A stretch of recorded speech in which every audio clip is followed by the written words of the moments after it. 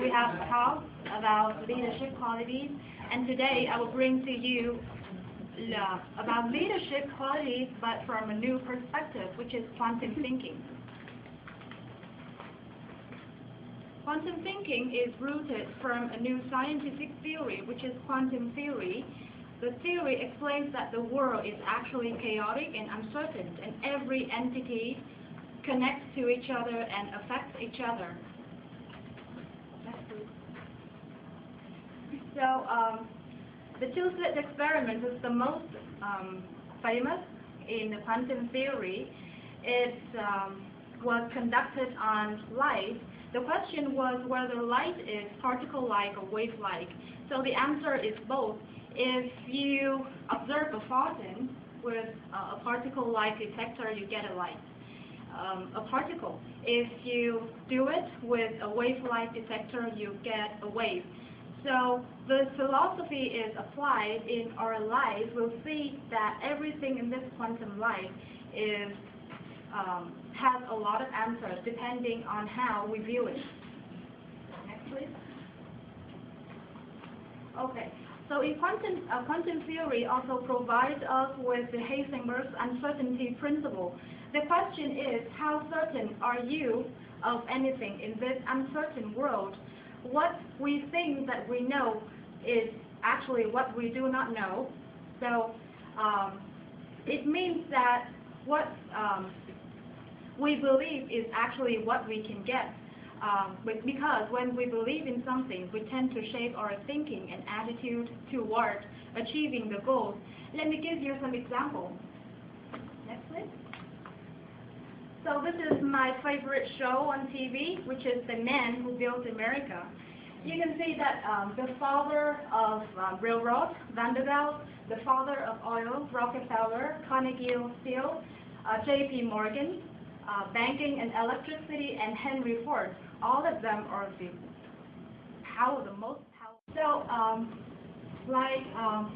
our modern playwright, Arthur Miller used to say, the fish is in the water, but the water is also in the fish.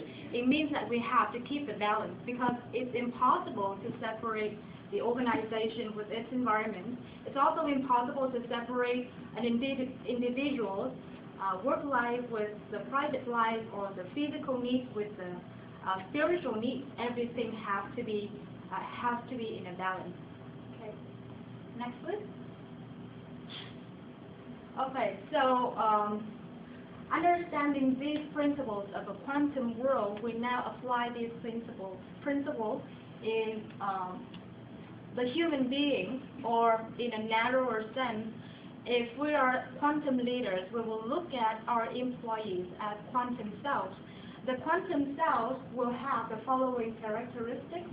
Our employees are not only workers, but they are also parents, and they are also children in the family.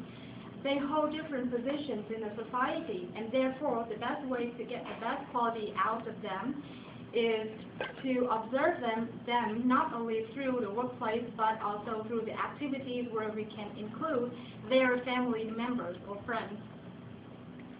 Second, our quantum employees are also self-organizing, free, responsible, and spiritual. If we give them the freedom, which means less control, to make mistakes, they will make mistakes, but they will know the responsibility to correct themselves. We do not have to tell them to correct themselves. They will do it. With less control, I believe that our employees can fly with creativity. And as a quantum leader, we also have to consider our organization as quantum organizations with the following characteristics. A quantum organization should be playful and holistic, as I said before. It should look like a jazz jam session which has no music sheet. It is very interesting. It has no music sheet, and every session is different, very surprising, because no one knows what is coming next. but at the same time, very exciting.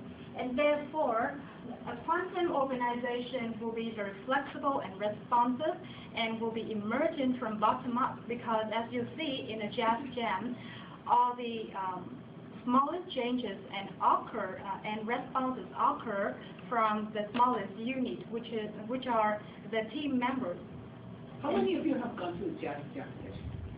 You know, and I really like this because at a jazz jam session, you don't know what's going to happen, but the gorgeous music occurs, and I love that very much. Yeah. Yeah, and therefore, consequently, it will thrive on diversity, but at the same time, it can also still keep the common core vision and values, because the visions and values are shared within the members already. And I would like to emphasize is the last characteristic of a quantum organization, which is deeply green. I understand this word as a healthy and a transparent place, and above all, it should be the place which serves the purpose of mankind. So I would like to go back to the example of Mary about Google Campus. We talked about an ideal place where employees really enjoy, right? But in another aspect, when I look at the fact that Google Campus is expanding itself and buying all the properties, and which somehow affects the people's life who are living surrounding it and irritate the people. In this sense, Google Campus is not a really deeply green organization. The same thing is happening to Facebook right now, the mailbox. They are not deeply green because all of a sudden they're expanding and they are already annoying the neighbors. Okay, next. Quantum thinking and quantum theory also focuses on the last criteria of Maslow hierarchy pyramid, which I think for a long time has been ignored, which is self-actualization. Because creativity can just be achieved with when this self-actualization need is met. So when I looked back at all the materials that Susan gave us from the beginning of the quarter, I realized that most of the qualities a leader should have serve for the purpose of self-actualization. Can you please next? Like this. Is it wrong? This is the material that you gave us last week. Okay. Okay. So next Thank week. you. I said, what is that? I think it's still familiar. My brain is full. Sorry. So the last thing that quantum thinking talks about is the position of a leader. It emphasizes that a leader should be a servant leader. We are here, we are leaders, but we are not bosses. We are the one who help others, but not to order other people. So that is the emphasis of quantum thinking. So here are some models of servant leadership that you can read for yourself. I would just share with you a program, a TV program that I really like, which is Undercover Boss. Have you ever read about watched it? The Undercover Boss. Yeah. So How the many boss. of you have seen the Undercover Boss? Love the Undercover Boss. Okay. So what they do is that they go down to the lower levels to get closer to the employees and discover what the employees need, what are their difficulties are, and to see what is really going on within the organization, because they know that because the organization, when the organization is so big, it is impossible to get all the truth, which lying underneath the surface of the iceberg. So these actions of these bosses are also considered the way a quantum movement that they are making.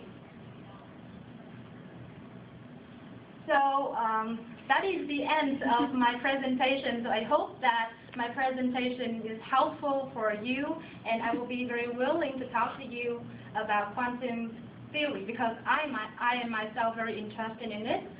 And thank you very much for your attention, and I will leave the stage for the next presenter.